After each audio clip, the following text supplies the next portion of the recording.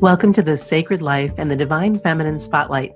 I'm your host, Transformation Goddess Shann Vanderleek, founder of TransformationGoddess.com. The intention of the Divine Feminine Spotlight is to share transformational stories of women who've learned to walk in beauty with the strength, courage, and pleasure of claiming their feminine sovereignty. And today it's my honor to introduce you to my friend, Patricia Young.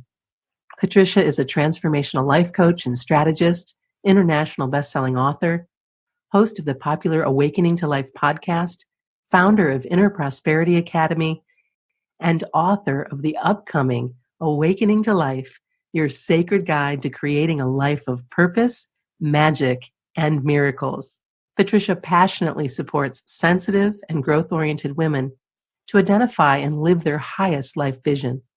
Her keen insight, nurturing energy, and proven strategies help women take action to bring this vision into reality so they can live the life they are here to live, personally and professionally. Welcome to the Sacred Life, Patricia. Oh, thank you so much for having me, Shann. It's really an honor. Oh, it's an honor to have you, and I'm just thrilled for you. You've had so many wonderful things to celebrate, so many accomplishments with the most recent cover of Aspire magazine, which Yes. is so beautiful, such a beautiful cover. And then, Thank you. of course, I know you've been working hard on your new book, which is coming out today, available today for anybody Yes. listening in, which is super exciting. And it just feels like you are really rising. And I know it's been a lot of work, but it's been really fun to watch you grow into this place. And I hope that you're enjoying it. Oh, I'm loving the journey. I'm absolutely loving it, and you know, it's been quite a ride, I have to say, but it's beautiful, and I am so happy that you're able to witness my growth, because we know each other since I pretty much started. So that's why, you know, I'm so honored that you invited me to share a little bit about my journey here with you and your audience. Yeah, absolutely. And let's start where I like to start, is talking about that significant life-altering moment, transformation that you've experienced that maybe started around 3 years ago, that led you to where you are now, and through what you navigated to get to this day. Yeah. Well, the journey started a little bit before, I would say around 4 or 5 years ago. And it all started with me getting sick very easily, and suffering with anxiety, and feeling kind of lost. Some areas of my life were fine. I was, you know, satisfied with them, but mainly professionally, and lacking fulfillment and you know, that sense of meaning in my life. I really felt lost, and that was really affecting me professionally and physically. It got to a point where it was affecting me physically and emotionally. So I was getting panic attacks, and like I said, it was like I had like an internal chaos going on that I did not know how to work it out. I didn't know what it meant. I didn't know where to start to really trying to figure out what was going on. And because everything else was good in my life, but that part was like creating, like, really, it was my life was out of balance. Yes. And so at the same time, you know, as I was going through that, 2 friends of mine passed away to cancer 2 months apart from one another. So that was just, oh my goodness, how sad. Yeah. And you're seeing these 2 young women with families, and, you know, a lot of life ahead of them, that, you know, they're gone basically. And that really affected me a lot. And that really was like a catalyst for me to really start rethinking about my own life, about where I was, what I wanted to do, what I was meant to be doing. And I felt really like I was not living a life that was an authentic expression of my true desires and my calling. I didn't even know what my calling was. And I was not really. But you knew that it wasn't what was going on at that moment. Exactly. You knew something had to give, right? Yes, correct. And I was not really living from a place of,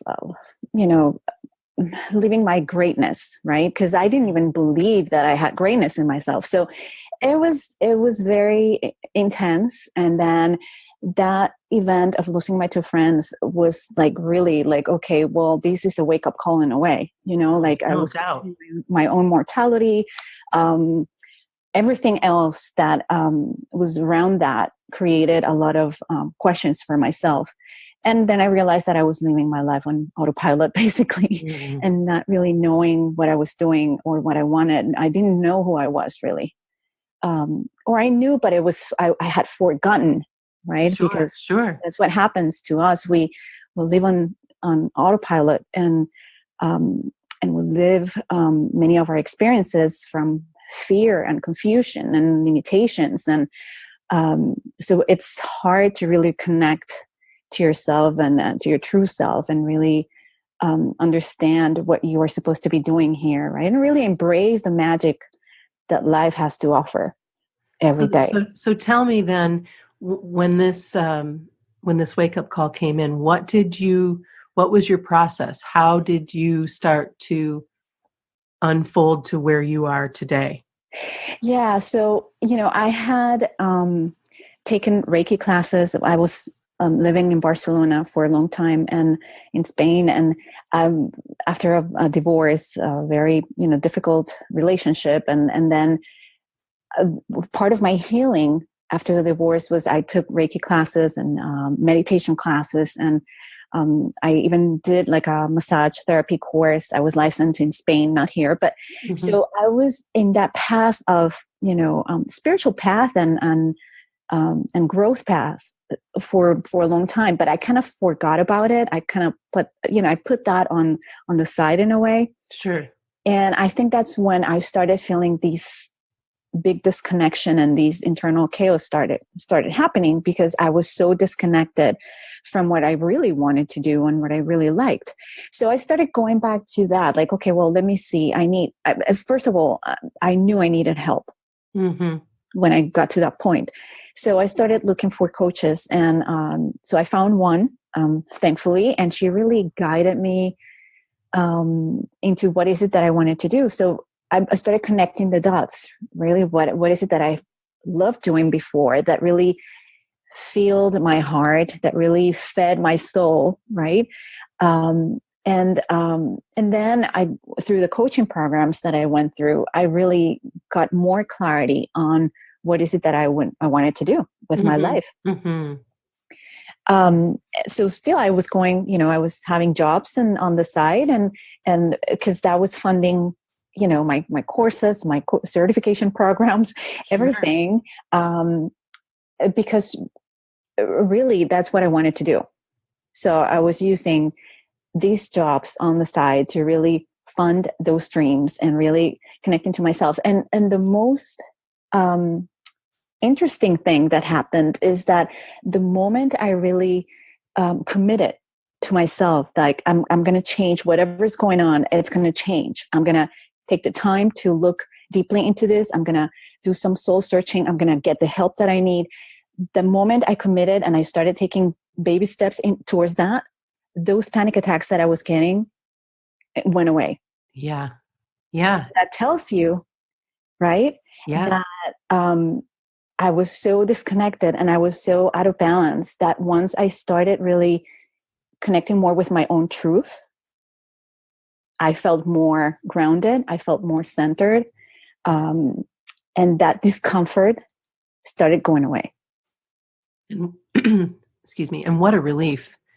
When you make that decision and the universe conspires to support you, and you see it with one door opening after the next, and starting to be a little bit more comfortable in your body, and getting to that place of knowing. And I think it's important that we bring forward for anybody listening today that might be working in a job that they're not enjoying, or is having these feelings of discomfort, that it's okay to straddle two worlds while you figure it out. I did it Oh, yeah. almost 12 years ago now, is Mm-hmm. when I left my corporate position, a very successful job, something that I loved doing until I didn't. And I Mm-hmm. knew that in order to continue with the lifestyle that I was enjoying, and being supportive with my husband and my daughter and myself, that I needed to have a really solid plan. And Mm-hmm. so it took me a couple of years to work it out, Yeah. but I worked it out, and it was a joyful experience. And here I am, and here you are. And you've reclaimed your truth.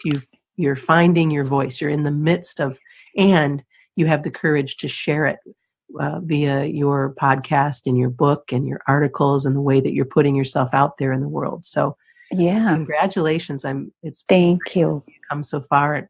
And I wonder, how does all of this transformation and change, has that affected how you relate to your body and your sexuality and your divine feminine power as a woman? Yeah, absolutely. Absolutely. Because you are more connected, you're more grounded, um, you are more centered, you're more in your body, but you're also connected. You're also following your intuition. You're also following the whispers of your soul, right? But you're also in your body because you know that you need your body to really um, fulfill your calling, to really share your gifts with the world, right? So, Right. so you have to be more conscious and pay more attention to your body and your soul at the same time. Mm-hmm. So yeah, that you become more aware of that, and you become more confident, Mm-hmm. right? So that creates a ripple effect in so many areas of your life where, like you're saying, that even, affects your sexuality. It affects, how you relate to your body, what you radiate, right, Yeah, sure. towards other people. So it really creates a ripple effect when you're living from your truth. Mhm. I would love for you to share some of your very favorite sacred feminine rituals with us today. How you've learned to love yourself up. Yeah, well, and like I always, share with the people that know me, and I share in the book and the podcast sometimes. Like to me, everything started with unapologetic self-love, right? Because the problem is that we invested so many years in learning to unlove ourselves, that we actually began to feel unworthy, and even got to the point of thinking of ourselves as broken, right? Right. So to me, everything started with giving myself permission to love myself, and knowing that self-love is the beginning of everything, and how we love ourselves creates the results in our lives in so many ways. So my rituals basically are to really give myself the sacred space and time to every morning really connect with myself, do a little bit of meditation, read some affirmations, or listen to something inspirational, or read something inspirational, or watch a video that's inspirational. So I always take the time to do that because I know that fuels me. Right.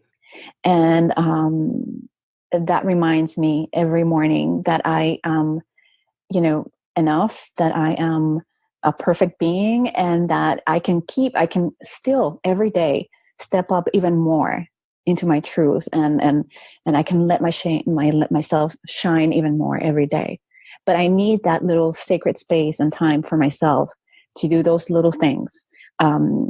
Even working out, it's an act of self-love, because I know I'm taking care of my body, and my body is the vehicle for me to really put my message out there, right? So different little steps that you have to take, and really embody that self-love every day. It's one of the most important practices that any of us can do. The relationship that's the longest in our life is the one that we have with ourselves, right? Exactly. And, We and are our life partner. yeah, and so really learning to to be kinder and gentler and sweeter with ourselves, and to be mindful of our self-talk and mindful of our inner critic, and also to not let ourselves be, swimming in a pool of shame, or the things that we can do when we make a mistake, or when we hurt somebody's feelings, or let's face it, part of this journey is actually remembering that you're human, that yes, you're a perfect being in a human body, and we're doing the best we can, and we only can operate from what we know at the time. And so I find a lot of women that I've worked with over the years, and a lot of the writing that I've done is about really letting go of the past, being honoring of all of it, accepting all of it, and loving yourself anyway, in even, through the things that you might look back and go, oh man, that wasn't really cool, or maybe the stuff that when you're a crone, when you're an old woman, you'll be like, oh, that was pretty awesome, Yeah. Whatever it may be, to just try and stop self-judging so hard and be really sweet to yourself. Right. And the more we understand this, right, one thing is for sure, and that's something that really hit me hard when I realized this, is that our lack of self-love has really shaped our perspectives and decisions in our lives, right? And I've been the witness of that in my own life, where I know that some of the decisions I made throughout my life were based on the self-image that I had about myself. And without question, sure. Yeah. So it's so important to really be aware of that and remind ourselves of that every single day, right? Because our self-love immediately increases when we stop identifying with the false beliefs that we have created and that we have developed throughout the years. So let's talk a little bit more about how you embody your sovereignty, because anyone that I've interviewed and talked with over the years about sovereignty, about this feeling of liberation and confidence, there's always some interesting threads that come out, some interesting topics about what that really feels like, because you are a different woman than you were 5 years ago. I mean, you're a different woman than you were yesterday, but I think you know what I'm getting at. Yes, absolutely. And, it's really, for me, it's really understanding that when you live from your own truth, you're going to feel freedom, right? But that freedom comes with taking responsibility for your life. Yes. And that we're the gatekeepers of our thoughts, our feelings, our decisions, our actions. Really, it's up to us to choose what and who we are surrounded by, what conversations we engaged in, what books we read, and how we spend our time. So for me, it's really being more aware of the choices that I make, and really understanding that I need to take responsibility for my own life. Yes. Nobody will do it for me. Nobody will come and save me.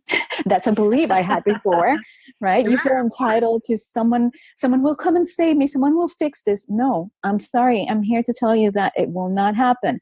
Yeah. The fairy tales really sold us a line, didn't they? Yes. And we have been indoctrinated, I don't know, for lack of a better word, probably. That's a great word. Yeah, that to think that we have to shrink to fit in, and that we have to, seek for approval outside of us. And no, that's not the way it should be. The way it is that we need to take responsibilities for our own lives. And I love that. I remember when I was younger, the word responsibility kind of made me shudder.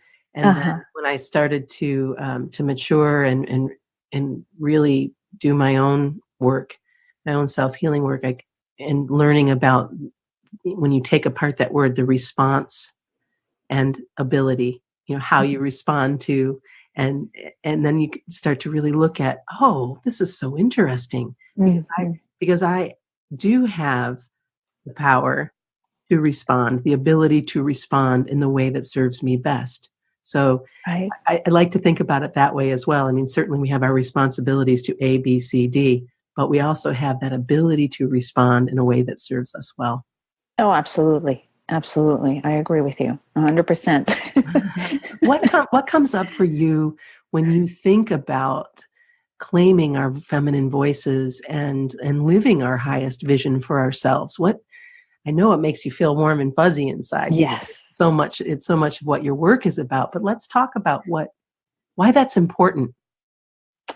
I think it's important because I really believe that we're going through a transformational time on the planet, and we are all being called to be part of this shift by living our lives from a more authentic place. So some of us might be feeling we're in a crossroads between what we think we should do, right? Yeah. And what our souls have been whispering to us that we need to do. And I think that lately, it happened to me, and I know it has happened to clients that I've worked with, and I've seen it with people around me. You feel like an urge, it's like a longing inside, and you really have to pay attention to that, because really we have to live our own life from the inside out, right? That's how we have to tap into our courage and really connect with our inner joy. But by practicing more self-love, like we were talking about before, is the beginning of everything. It's the foundation of everything. So how can we live more authentic lives, and how can we actually make our voices be heard if we're not really tapping into that, into our own truth,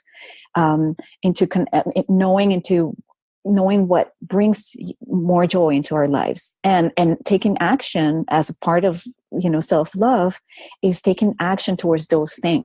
Sure. Paying attention to what your soul is telling you, and really understanding that those longings, those desires, those are messages from your soul. You have to take action. You have to pay attention, because otherwise you'll feel at some point that this discomfort is going to bring symptoms, physical symptoms, emotional symptoms. And I'm telling you that because I was there myself. Yeah, I was too. And you were too. That's the thing. If you don't listen, somehow or another, the universe is going to get your attention. Somehow your soul is going to get your attention. Yes, absolutely. We're witnesses to that. We are. Well, let's talk about the inspiration for your brand new book that is available today, Awakening to Life, Your Sacred Guide to Consciously Creating a Life of Purpose, Magic, and Miracles. Give us a little idea of what this fantastic book is all about. Yeah, this is something that I wanted to do for a long time. Once I started really reconnecting with the things that I love doing. And this goes back to when I was living in Spain, and I started doing some Reiki, and I started my own healing process, where I've started writing, and at some point it felt so right and so expansive, the idea of sharing my writings, not only because I want people to know what I've been through. It's just I felt a responsibility to share the writings, because I knew that at some point my own experiences, my own journey could actually help other people and inspire other people to go through, navigate their own challenges and their own issues. So that started, a while ago. And then I started writing articles for Aspire magazine. And I remember Linda Joy telling me, Patricia, I love the way you write. And so, we had a conversation about, writing a book. And then when she was ready, when she, created the self-publishing side of her business, she told me, I think you should, because I love your message. I love the way you write. And I think this is going to be the right thing. And that was a confirmation. Yeah, of course. Well, for me. And the thing is, when you partner with Linda, Linda. Oh my God. Linda and I've been friends now. I don't know, since 2009, and she has such. Of course, she's brilliant. Yes, she is. But she's also kind and supportive, and just the person that you want to walk this path with if you're ready to publish a new book. And so I'm so glad that she's in your life and mine, and I know. Inspired Living Publishing and Aspire Magazine and all the great work that she's done is helped bring so many women forward with their voice. Right. Certainly a great opportunity for you two to be in partnership, and I'm just thrilled for you and your new book, Awakening to Life. I really am. And I know you have a limited time special offer for listeners who purchase your book in the next couple of days. Well, we'd love them to buy a copy today. Can you tell us about that? Yeah, when you go, when you buy the book, you will get over 50 free gifts from our launch partners. And I mean, there's so many topics there, but like self-love and spirituality and business building and different coaches and entrepreneurs that have partnered with me for the launch, where when you buy the book, you purchase a copy, then you get all of those gifts. You will get access to all those gifts. Wow, that's great. And that's a limited time offer. So people who are listening in, you're going to want to act sooner than later so that you can get Patricia's book, but also get these wonderful gifts.